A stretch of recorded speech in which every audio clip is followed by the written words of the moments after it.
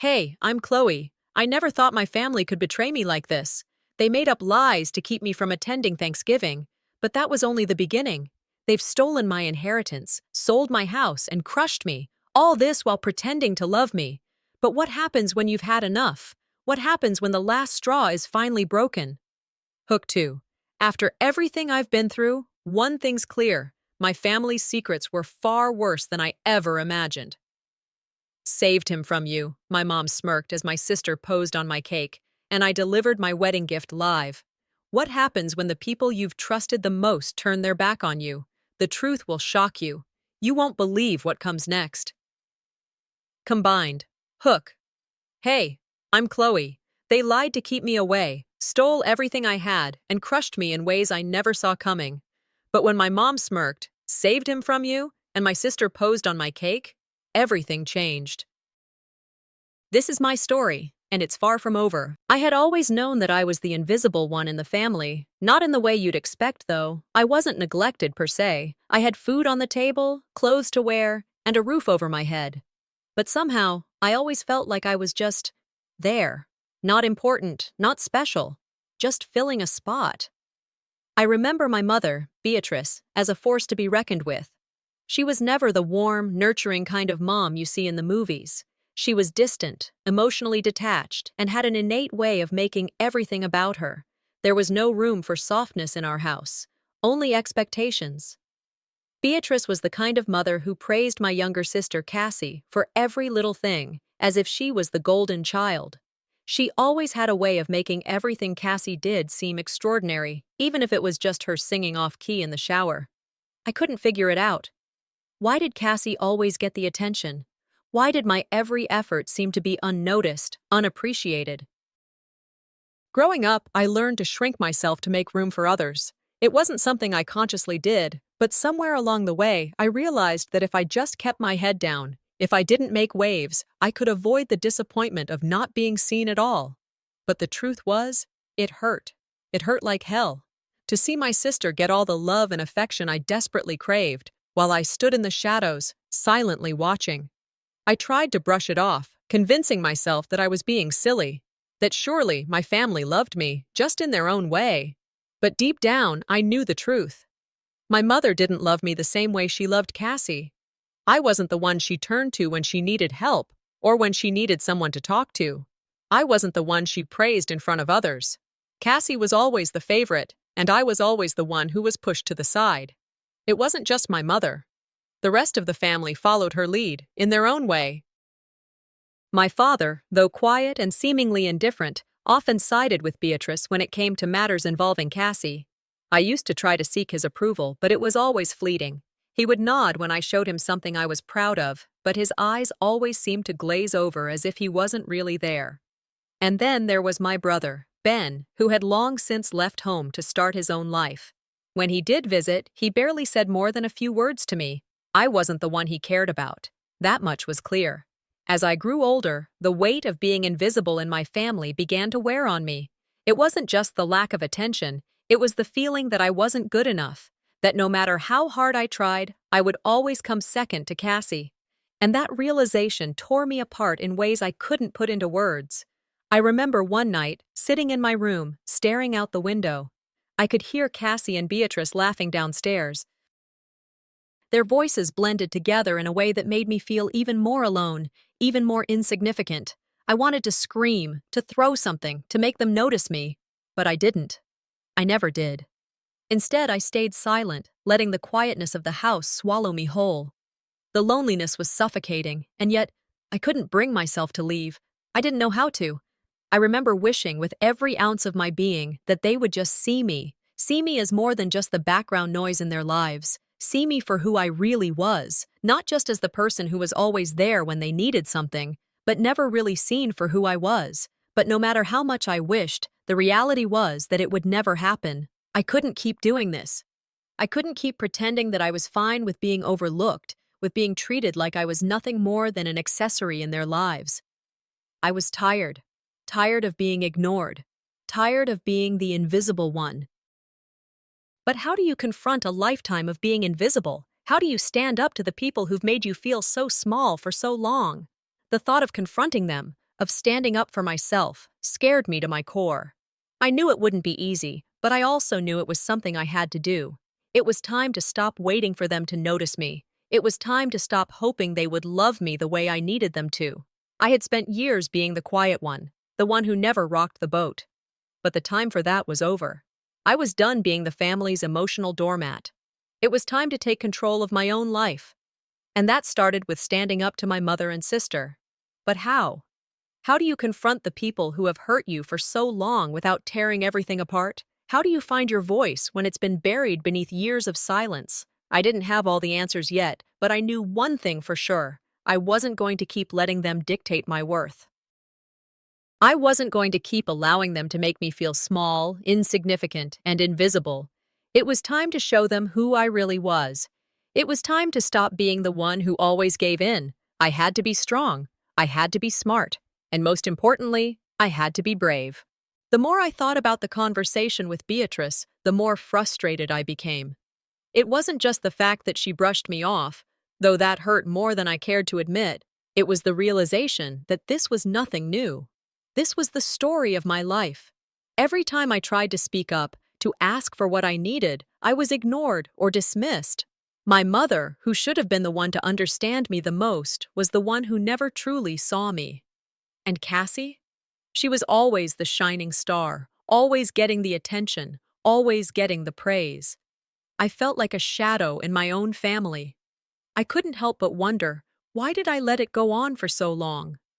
For years, I had accepted being the overlooked one, thinking maybe it was my fault, thinking maybe I was just too sensitive, too needy. But now, looking back, I could see that I had been wrong. This wasn't something I should have just put up with.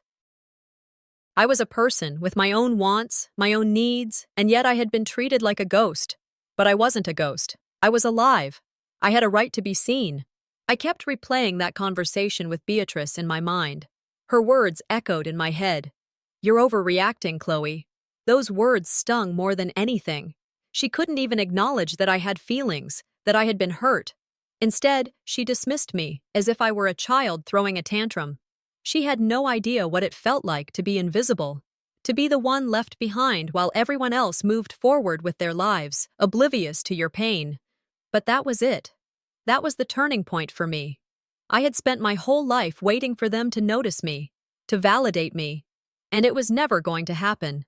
I couldn't keep waiting around for approval that would never come. It was time to stop being the invisible one. It was time to take control. The problem was, I didn't know how. I wanted to confront my family. I wanted to tell them everything, how I felt neglected, overlooked, and invisible, but I wasn't stupid. I knew how it would go. Beatrice would dismiss me again, Cassie would play the innocent card, and I'd end up looking like the crazy one. I couldn't do that. I couldn't let them turn this on me. I needed to be smart. That's when it hit me. I needed proof. I needed something to show them that I wasn't imagining things, that I wasn't just being sensitive. So, I decided to start gathering evidence. At first, it felt wrong, sneaky, like I was betraying them somehow. But then I thought about all the years I had suffered in silence, and suddenly, the guilt didn't seem so heavy. I wasn't doing anything wrong. I was just trying to protect myself. So I began watching, listening, paying attention to every little detail. I started to notice the way my mother always spoke to Cassie, how every word out of her mouth was laced with admiration, while I was barely acknowledged. I began to notice the subtle ways they excluded me from family conversations, from decisions, from the very fabric of our family's life. It was all right in front of me, clear as day. They didn't just ignore me, they made sure I knew I didn't matter. One afternoon, I overheard a conversation between Beatrice and Cassie in the kitchen. They were talking about a recent family event where Cassie had been the center of attention, as usual. Beatrice was gushing about how perfect Cassie had been, how she had handled everything with such grace, how she had everyone laughing. It wasn't just the praise that hurt. It was the fact that there was nothing for me. Not even a mention, not even a passing thought. "Chloe didn't do much this time," I heard Beatrice say, "but she's always so quiet, you know. She's fine." I wanted to scream. I wanted to tell them how much I had done, how much I had tried to be the perfect daughter, the perfect sister. but it never mattered. It was always Cassie, always Cassie. That was the moment it all clicked for me. This wasn't just a few isolated incidents. This was a pattern I had been blind to for far too long, and I wasn't going to let it continue. So, I started my plan. I didn't know exactly what I would do with the evidence once I had it, but I would be ready. I would show them. I would prove to them that I wasn't invisible, that I wasn't crazy. I was real. I mattered. But the more I watched, the more I realized just how deep this went. It wasn't just about my mom's favoritism toward Cassie. It was the way my family used me. They treated me like a backup, a fallback, someone who would always be there when they needed something, but never someone who was truly wanted. I wasn't needed for me. I was needed for what I could do. I was the one who took care of everything that nobody else wanted to handle. And I did it quietly, without complaint. That's why I had always been the overlooked one. And yet, even now, as I began to gather this evidence, I still hesitated. I knew the confrontation would be difficult. They would fight back. Beatrice would try to guilt me into believing I was overreacting. Cassie would play the innocent victim, as she always did. And even if I had the evidence, would it even make a difference? Would it change anything? I had no idea. But I knew one thing for sure. I couldn't keep letting them treat me this way. So, I continued my quiet preparations. I began recording conversations, taking note of every little slight. It felt like a betrayal, but it was also the only way I could prove to myself that I wasn't imagining this. I needed to stand up for myself, and I couldn't do that without something to back me up. The fear of confronting them still lingered. I had no idea how it would all play out. But for the first time in my life, I was taking control. And that was the only thing that mattered. The last conversation with Beatrice kept replaying in my head, each word from her a reminder of how deep the rift had grown between us. I had expected her to hear me, to understand the years of pain, but instead she had dismissed me, again. It was like I wasn't even worth the effort of trying to understand. And it hurt, more than I cared to admit. I had wanted her to say something that would make me feel seen, make me feel like I mattered. But instead, all I got was her cool, indifferent attitude. I spent the next few days in a haze, my mind racing with thoughts. How long had I been letting this happen? How many years had I spent trying to get approval from people who would never give it to me? I realized then that I had been wasting my time trying to make them see me, trying to make them care. It was foolish. They weren't going to change. I had been hoping for a miracle, waiting for them to come around, but I had finally reached the point where I couldn't wait any longer.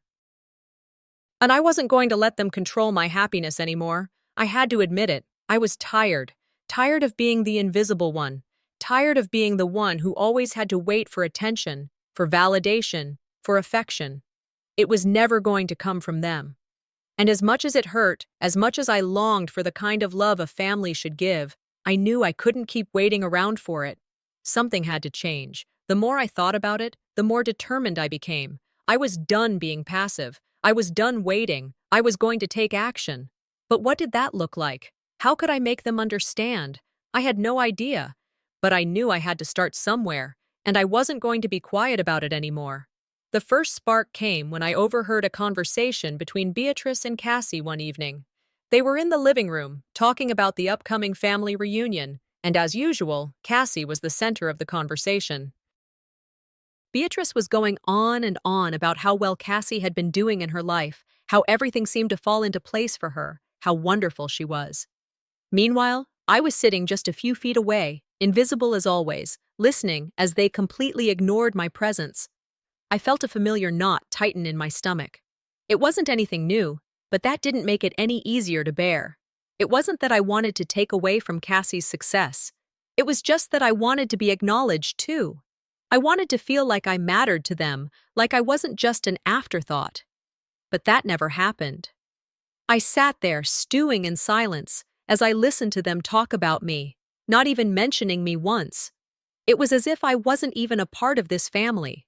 That was the moment I knew I had had enough. I didn't need to keep pretending that it was okay. It wasn't okay, and I wasn't going to let it slide anymore. I decided to gather evidence, to collect the little moments where I was pushed aside. I started taking notes, recording conversations, and paying close attention to every interaction that I was left out of. It felt wrong at first, sneaky, like I was betraying my own family. But it was the only way I could show them that I wasn't imagining this. I needed proof. I needed to be prepared. But as I watched, as I listened, I started to see just how deep the manipulation ran. It wasn't just about me being ignored. It was the way they treated me like an object, like I was only valuable when they needed something from me. My value to them wasn't about who I was as a person. It was about what I could do for them. I was the one who took care of things, the one who handled the details, the one who was always there, quietly, doing the work that nobody else wanted to do. It was exhausting. The more I realized this, the more I wanted to take action. I couldn't let them continue to walk all over me. I had to do something, even if it meant confronting them in a way they would never expect. But I was scared. What if they just dismissed me again? What if they told me I was overreacting, that I was being dramatic? What if they blamed me for everything as they always did? I didn't know if I could handle it. But the truth was, I couldn't live like this anymore. I couldn't keep pretending that everything was fine when it wasn't. I had to stand up for myself. And if they couldn't handle that, then maybe it was time for me to walk away. I wasn't sure how that would look, but I knew one thing. I was done being the invisible one. I finally decided that I would confront Beatrice again. This time, I wouldn't hold back. I wouldn't beg for her approval. I wouldn't plead for her to love me. I would stand up for myself. And if she didn't like it, so be it. I waited for the right moment, a quiet evening when everyone else was at work or school, when I knew I could speak my mind without interruption, when I could tell her everything without holding anything back. When Beatrice walked in, I could see the tiredness in her eyes. She looked at me like she always did, distant, almost indifferent. But this time, I didn't back down. "Mom," I started, trying to keep my voice steady. "We need to talk." Her eyes narrowed. "About what?" I took a deep breath. "About how you treat me, how you always treat Cassie like she's the only one who matters." Beatrice raised an eyebrow. "Chloe, you're overreacting.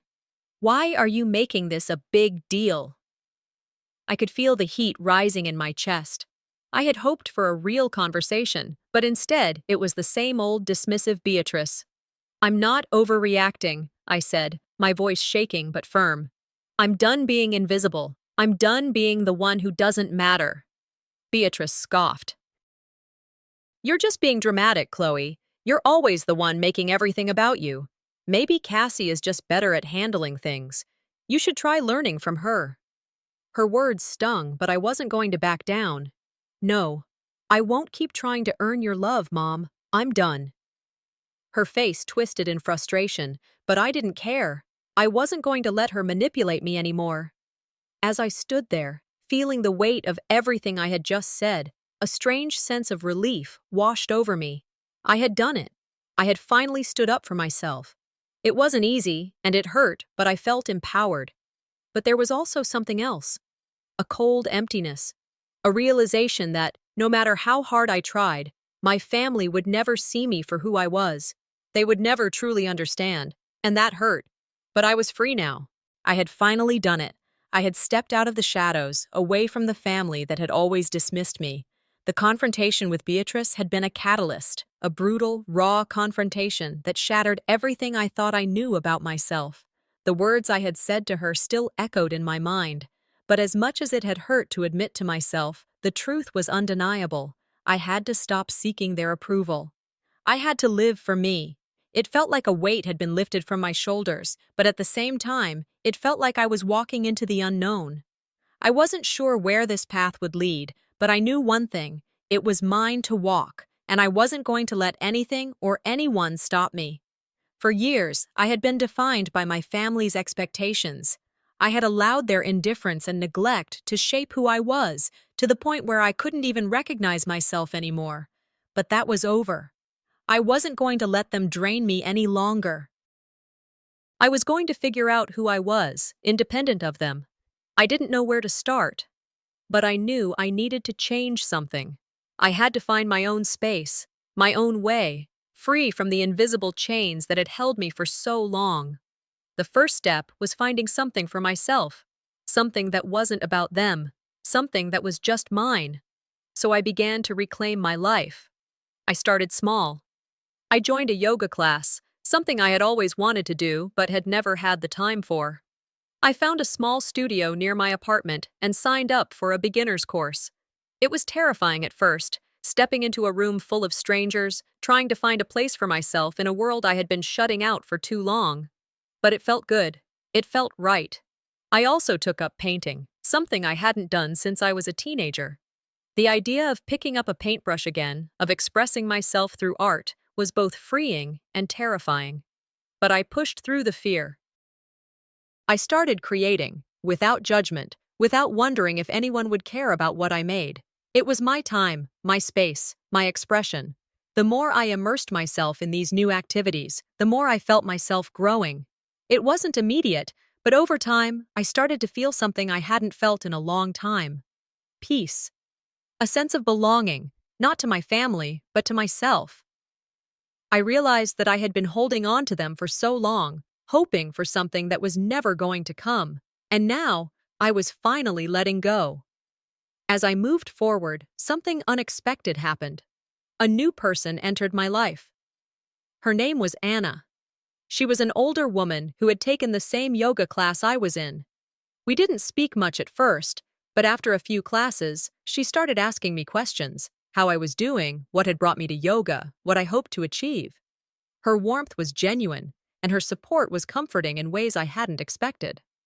One day after class, Anna invited me for coffee. I hesitated at first, unsure if I was ready to open up to someone new, but something about her sincerity made me feel safe. We talked about life, about the changes I was going through, and surprisingly, I found myself sharing things I hadn't even admitted to myself.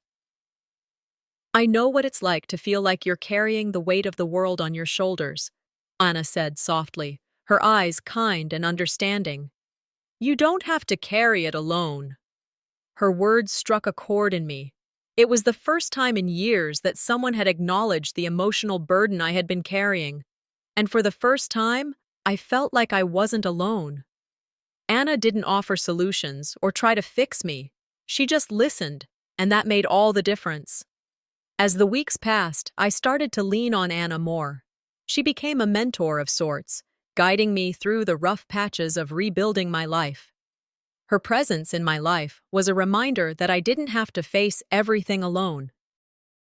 I could forge my own path, but I didn't have to do it in isolation. But of course, just as I was beginning to find my footing, the past had a way of creeping back in. One evening, as I was returning from a late yoga session, my phone buzzed. It was a message from Beatrice. My heart sank as I read the words. She was apologizing for everything. "I know things have been difficult between us," she wrote. "I'm sorry. Can we talk?" I stared at the screen for a long time. The weight of her words felt like a trap. She was pulling me back into the cycle I had just broken free from. I could feel the old guilt creeping in, the urge to reach out, to try to make things right, even if it meant sacrificing my peace. But then I remembered why I had walked away in the first place. I had spent so long trying to make her see me, trying to force a connection that wasn't meant to be. It wasn't just a phase, this was who she was, and I had to accept that. I wasn't going to go back to being the invisible one. I wasn't going to let her manipulate me anymore. I didn't respond to the message. Instead, I focused on the life I was building. I had learned to set boundaries, and now it was time to enforce them. I couldn't keep bending over backwards to please people who would never understand me. This was my life, and I wasn't going to let anyone take that away from me. The next day, I received another message from Cassie. This time she was offering a different kind of plea. She told me she missed me, that things were better when I was around, that the family wasn't the same without me. But I couldn't let myself be swayed. For the first time in my life, I recognized the truth of her words. I wasn't the one who was missing. It was them. I wasn't sure where this path would lead, but for the first time in years, I was living for myself. and that was enough. After the confrontation with my family, everything felt like it was finally coming to a head. I had spoken my truth to Beatrice, and the weight of her dismissive response had almost shattered me. But as the days passed, I realized that I had done what I needed to do. I'd said my piece. I'd finally made my stand. The years of waiting, of begging for validation, had finally stopped mattering. I didn't need them to see me anymore. What I needed was to see myself. I had spent so many years in the shadow of my family's expectations. The way Beatrice always put Cassie first, the way I always found myself unseen, unnoticed. It was all too much. But now I was going to let go of all that. I was done. I was going to forge my own path. It was a daunting thought. I couldn't help but feel a mix of relief and fear. There was a certain liberation in finally deciding that I didn't need anyone's approval. But it was also terrifying, because once I started down this road, there was no turning back. I wasn't going to be the passive daughter anymore. I was going to live my life on my terms. The first step was simple but necessary. I needed to let go. I needed to let go of the family that had emotionally drained me for so long, and I needed to start focusing on my own personal growth. There were so many things I had put off for the sake of others, but now it was time to be selfish, and not in the destructive way I'd always feared. It was time to put my own needs, my own desires, first.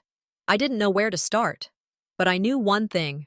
I had to build something for myself, something that wasn't dictated by anyone else's expectations. I began to explore new opportunities.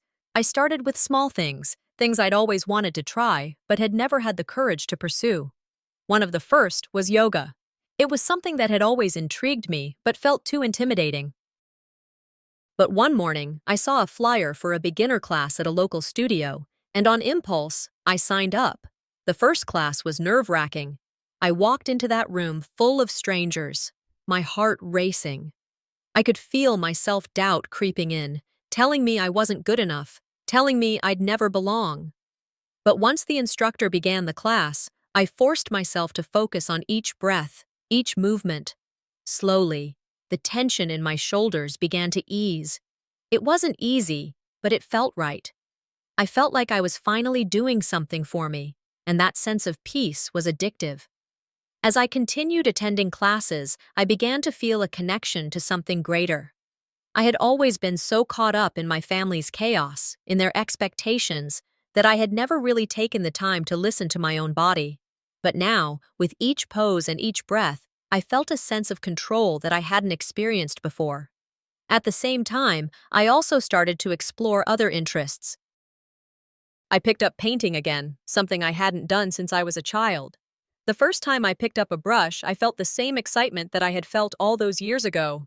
Painting wasn't about anyone else. It was just about me and the colors I chose to bring to life on the canvas. But something else was happening during this time, something unexpected.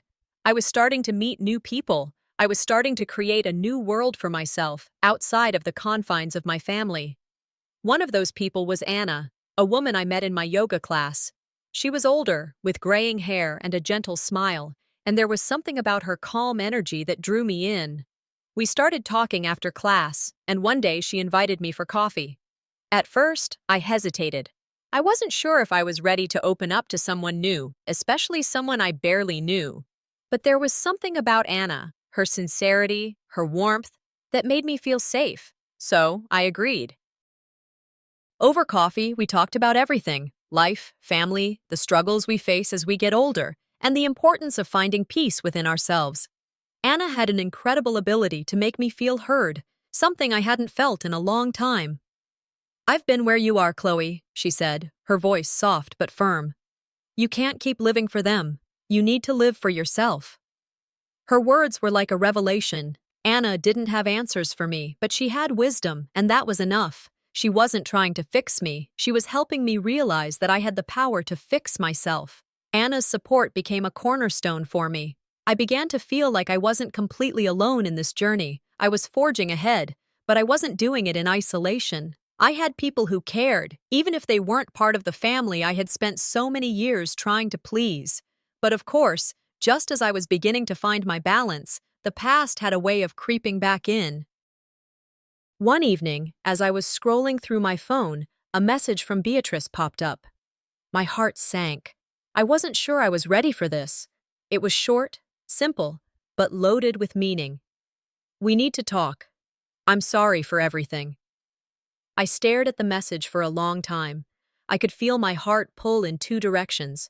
Part of me wanted to respond, wanted to believe that maybe, just maybe, this was the moment where everything could change. But then, the reality of everything I had been through hit me. This wasn't going to be some magical moment of reconciliation. It would just lead to more manipulation, more emotional chaos. I didn't reply. Instead, I focused on the life I was building. It wasn't perfect, but it was mine. And for the first time in years, that was enough.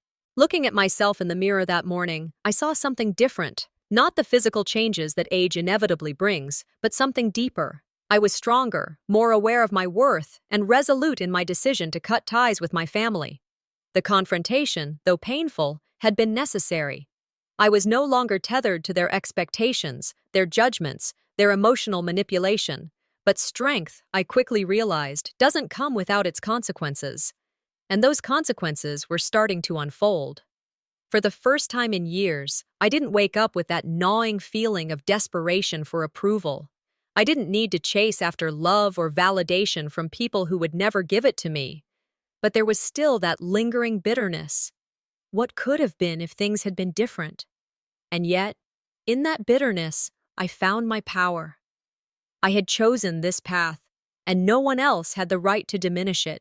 Still, I couldn't ignore the emotional toll it had taken on me. Every decision I made, every boundary I set, was a reminder of what I had lost. It was a strange mix of freedom and grief. As the days went on, the consequences began to surface. It was not just the family's rejection that weighed on me. I had assumed that cutting them out would be liberating, but instead, I found myself more isolated than I had ever been. Even as I made new connections, there was always a part of me that felt like I was playing catch-up. The emotional scars, the doubts, the feelings of abandonment, they didn't just disappear. I started noticing how the loss of my family's support affected other parts of my life. People began to pull away, too. The subtle whispers of gossip, the uncomfortable silences in conversations. It was clear that my decision to break away had ripple effects. The career I had been building felt fragile, with colleagues treating me differently. Some looked at me with pity, while others seemed to avoid me, unsure how to react to my newfound independence.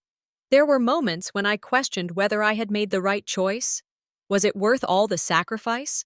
Would my career and relationships ever recover from the fallout? But as much as I struggled with these doubts, I knew one thing for sure. I couldn't go back. Not to them. Not to the person I had been before. Then, one day, I ran into someone who made me question everything I thought I knew about myself. It was Jenna, an old colleague from years ago, someone I had considered a close friend. We hadn't spoken in months, but she reached out to me after hearing about my fallout with my family. I wasn't sure what to expect, but when we met, I was taken aback by how much she seemed to understand. "I heard about everything," Jenna said, her tone gentle, yet full of sincerity. "I just wanted to tell you, I'm proud of you." "I can't imagine how hard that must have been, but I admire your strength. You're doing the right thing." Her words caught me off guard. I hadn't realized how much I needed to hear that. Jenna wasn't part of my family, but in that moment, she felt like someone who could see me, really see me, without the baggage of my family's expectations. It was a balm to the wounds that I hadn't even realized were still raw. "I don't know how you've been handling all of this," she continued, "but if you ever need someone to talk to, or just a friend who's been there, I'm here." Her offer felt like a lifeline, and for the first time in months, I allowed myself to believe that maybe, just maybe, I wasn't as alone as I'd thought. But as comforting as Jenna's support was, a part of me remained wary. This new relationship, this newfound support, was fragile. I didn't know if I could trust it entirely. And just as I was beginning to open up to the possibility of finding new connections, something unexpected happened. I received an email from an old acquaintance, someone I had worked with briefly, but never thought I'd hear from again. They had been close to my family and had stayed in touch with them despite everything. It didn't take long for me to realize what was happening. They were reaching out to me, trying to convince me to come back into the fold. The email was full of veiled accusations, insinuating that I was making a huge mistake. It wasn't just from one person, though. It was clear that this message had been crafted by my family, a last-ditch effort to bring me back into their grasp. I had always known they wouldn't let go easily. But this was different. This wasn't just about guilt or manipulation. This felt like a direct attack on the path I had chosen. As I read their words, the sting of betrayal hit hard. But even as the old emotions flooded in, doubt, confusion, and fear, I realized something profound. This was the test I had been waiting for. The moment when I had to decide, once and for all, who I was going to be. I could give in, return to the person they wanted me to be, or I could stand my ground and continue forging ahead. There was no question. I wasn't going back. With Jenna's support, and with the strength I had found within myself, I made a decision that would define my future. I was going to confront my family once again, but this time, it wouldn't be to ask for their approval. It would be to demand respect. I wasn't looking for reconciliation. I was looking for freedom. But just as I was about to take the next step, another bombshell hit. I received a text from Beatrice, and it was clear that this wasn't just a message of reconciliation. It was a threat. If you don't come back, you will regret it. There are consequences to your choices, Chloe. Think carefully. I felt the weight of those words hanging over me. For the first time, I wondered what kind of consequences I would face. The emotional manipulation, the guilt trips, the threats, they were real. But I wasn't backing down. The battle had only just begun. The weight of the decision I'd made months ago hit me in waves as I sat there, staring at the cold coffee in front of me. This wasn't a battle I'd chosen lightly. It was the culmination of years of pain, manipulation, and lies. And yet, here I was, ready to face the consequences of standing my ground. I hadn't always been this strong. I'd spent years drowning in self-doubt, constantly chasing after validation from people who would never truly see me for who I was. But now I was ready to face the very people who had hurt me. I was no longer afraid of their judgment. I wasn't running anymore. My ally, Jenna, had been by my side through it all. She'd helped me get to this point, guiding me through the dark corners of my mind. Her words were simple, but they carried weight. You've got this. It's your turn to be heard. The final confrontation was upon me, and I could feel every nerve in my body on edge. My hands shook slightly as I grabbed my purse and stood up. It was time. I took a deep breath before I walked into their house. The atmosphere was thick, suffocating. They knew why I was here. I had been prepared for this. I had already made my case clear to myself, but now it was time to make it clear to them. My mother, Beatrice, stood in the living room, her posture stiff. She had always carried herself like she owned the room. But today, it was different. I wasn't backing down. I'm done, I said, my voice steady despite the rush of emotions threatening to break through. I'm done living for you. I'm done trying to get your approval. You never wanted to see me for who I am. The room was silent. I could see the shock in their eyes, but I refused to look away. I had nothing left to lose. Beatrice's face twisted into a mixture of anger and disbelief. You're overreacting, Chloe. This is all just drama. No, it's not. You don't get to call me dramatic anymore. Not when you've spent my entire life making me feel invisible, I replied, my voice rising with every word. I'm not your punching bag, and I'm not your afterthought. The tension in the room grew thick. Everyone was frozen in place, waiting for me to break. But I wasn't going to. This was the moment of truth. I pulled out a stack of documents from my bag, texts, recordings, and statements from people who had witnessed the things I had endured. Beatrice's face drained of color as I laid them out in front of her.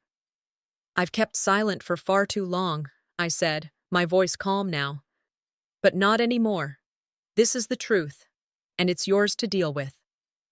I could see the panic in her eyes. She didn't know how to respond. She was used to controlling the narrative, but not this time, not with me. The silence stretched on, but I refused to break it. The power was finally mine. As I stood there, a sense of satisfaction washed over me, but it was quickly followed by anger. Anger at how long I had let them manipulate me. Anger at how little they had cared for me all these years. "You think you can just walk away from us?" Beatrice spat, her voice dripping with venom. "You'll regret this, Chloe. You'll regret throwing away everything we've done for you." "You didn't do anything for me," I said sharply. "You did it for yourselves. You never saw me, never truly cared. All I've been is a prop in your perfect little world. But I'm done. I'm done being your puppet." Beatrice stepped toward me, her face twisted in anger. "You think you can handle the real world, huh? You think you're so strong?" "I've already handled more than you'll ever know," I replied coldly, "and I'm not afraid of you anymore." She faltered, her anger faltering for a brief moment. I could see the cracks in her facade, and for the first time, it felt good to witness. But just as I thought I was done, just as I thought I could leave with my dignity intact, Beatrice dropped a bombshell. "You think you're the only one who's been hurt?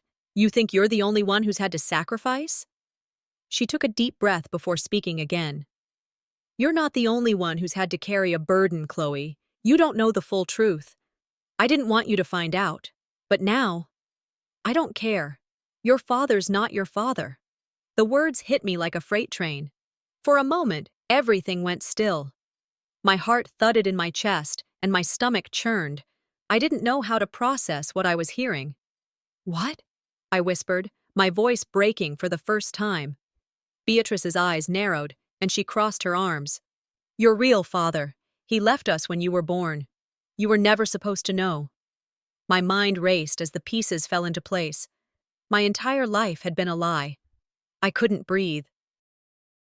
The betrayal I had felt from my family suddenly paled in comparison to this revelation. The foundation I had built my whole identity on was shattered in an instant. But I couldn't let it defeat me. Not now. I wiped away the shock that threatened to spill over, took a deep breath, and stood up straighter. "You think this changes anything? You think this will make me come back to you?" Beatrice's expression faltered, and I saw the vulnerability in her eyes for the first time. "No," I said firmly. "I've made my decision. I'm not going back. You can't control me anymore." But even as I said it, a part of me wanted to flee, to run from everything I had just heard. The pain, the anger, it was too much to carry. But I knew I couldn't walk away now. I had to finish what I started. The fight wasn't over, not yet. I stood there, frozen, the weight of my choices crashing down on me. The last few months had felt like a whirlwind, each day filled with its own battles, its own victories, its own heartaches. But now, in this moment, the question was clear. What was I going to do? Could I redeem myself and my broken relationships? Or was I about to destroy what little was left of my family? My mind kept replaying the events that had led me to this point. The betrayals, the years of silence, the endless manipulation. How many times had I tried to make them see me? How many times had I been left to pick up the pieces of a life that was never truly mine to begin with? What have I become? I thought, running my hands through my hair, staring at the empty room. What do I still want? The answer wasn't easy. Part of me wanted to walk away and never look back. But another part of me, deep down, wanted to believe there was still hope. That maybe, just maybe, my family could change. I wasn't naive enough to think reconciliation would be easy, but I also wasn't heartless. There was a sliver of me that ached for redemption, for healing. Yet, as I stood on the precipice of this decision, the fear of the consequences gripped me. It felt like a tightrope walk. One wrong move, and everything I'd fought for could come crashing down. But I wasn't the scared girl I used to be. I was different now, stronger, more aware of my worth. I had to make this choice for me. No one else. Jenna, my steadfast ally, had always believed in me. She was the one who had helped me find my strength. And now, as I prepared for the next step, she was by my side again. "Whatever you decide," she said gently, "I'm here. But you know what's right. You've already made the hardest choice." I nodded, though doubt still lingered in my chest. It was hard to let go of the idea of family, but sometimes the only way to save yourself was to let go of the toxic things holding you back. And I knew that letting go of them might be the most freeing thing I could do for myself. The time for waiting was over. It was time to face my family. Walking into that house felt like stepping into a battlefield. The air was thick with tension, the history of unresolved issues pressing down on me from every corner. But this time, it was different. I wasn't afraid. I had nothing left to lose. I found them in the living room. Beatrice, my mother, sitting on the couch, her eyes cold and calculating, and Cassie, my sister, sitting beside her with an expression of indifference. They didn't know what was coming. "I'm done," I said, my voice unwavering, though my heart pounded in my chest. "I'm done being part of this toxic mess." Beatrice's eyes flickered, but she didn't speak at first. Cassie, as usual, stayed silent, not even looking up. "You think you can just walk away from us?" Beatrice sneered, her tone sharp. "You think you can just abandon everything we've done for you?" "Everything you've done for me?" I echoed. "You mean everything you've done for yourself. Don't you dare try to make me feel guilty for wanting something more. I am not a prop in your perfect little family." The words hung in the air, thick with the truth I had been holding in for so long. The silence was deafening as I let it sink in. But then, just as I thought I was about to break free, Beatrice did what she always did. She tried to manipulate me.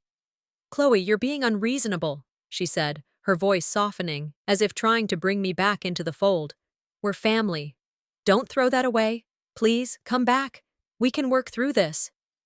But I wasn't buying it, not anymore. "No," I said, my voice firm.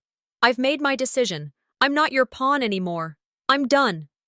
And then, in a final act of desperation, Beatrice did the one thing I hadn't expected. She dropped a bombshell. "You don't understand, Chloe. There's something you don't know. Something that changes everything." Her voice was shaky now, desperate. "Your real father. He isn't who you think he is." The words hit me like a slap. My real father? What the hell was she talking about? Before I could react, Beatrice went on, her words a blur as she revealed the truth. The man I had known as my father wasn't my biological father at all.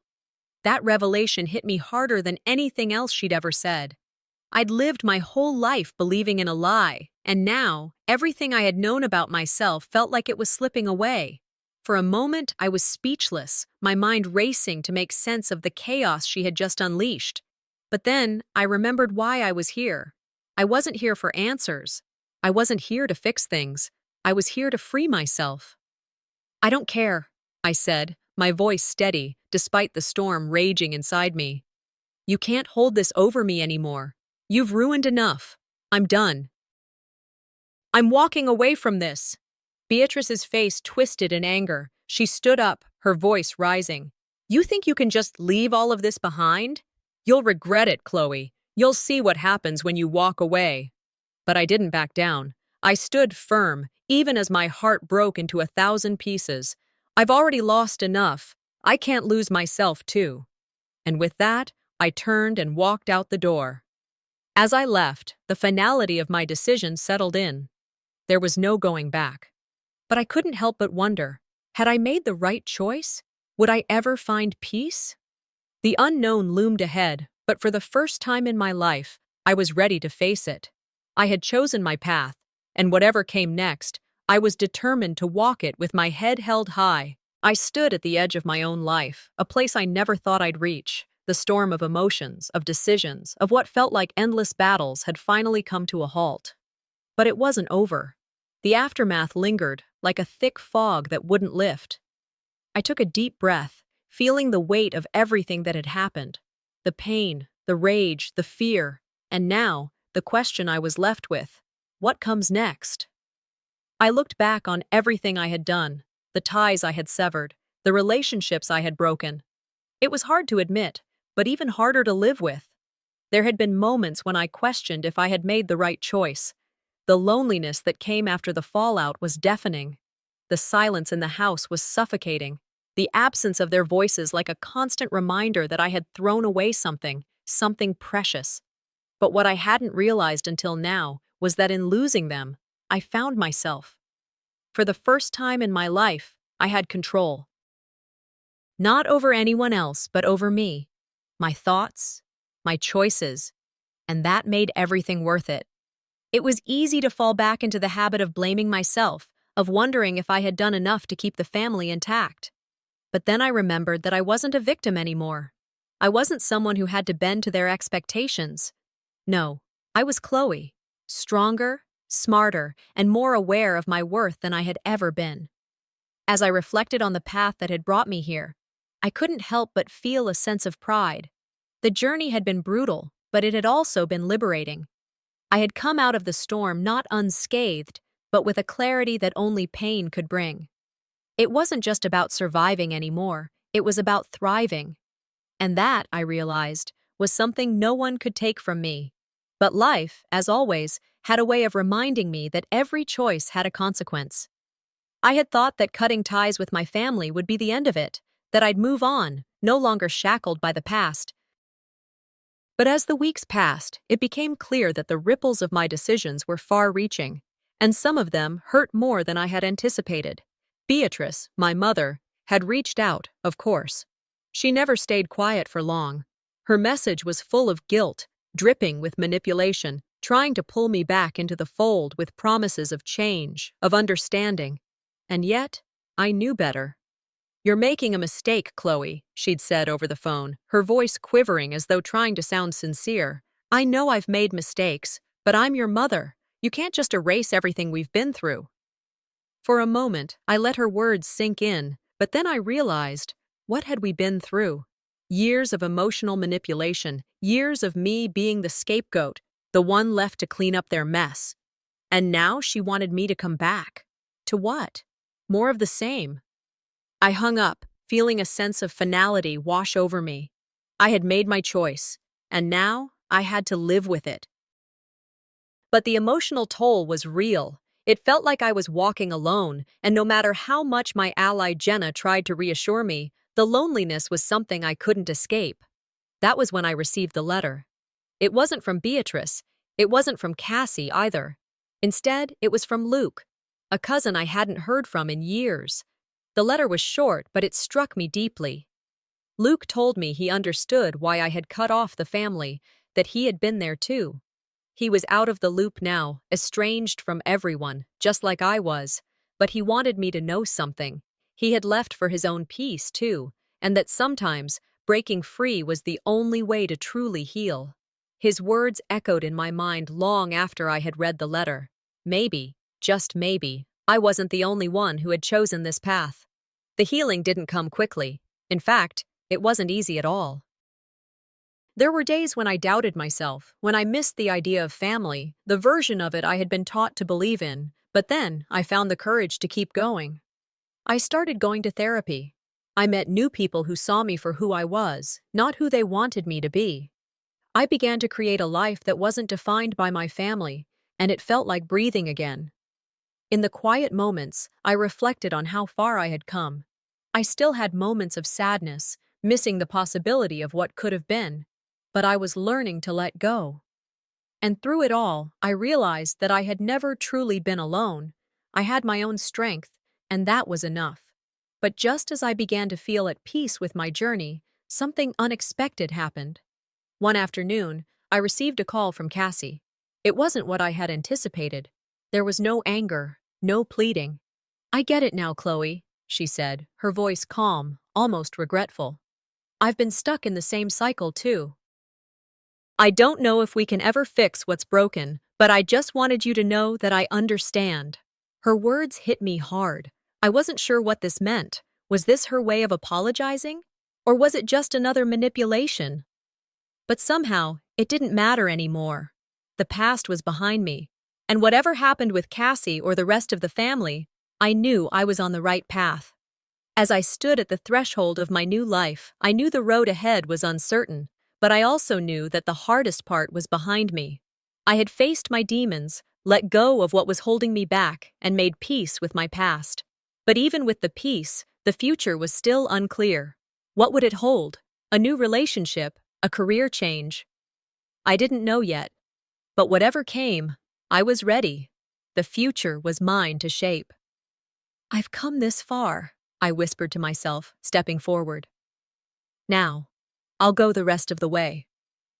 And with that, I took my first step into the unknown.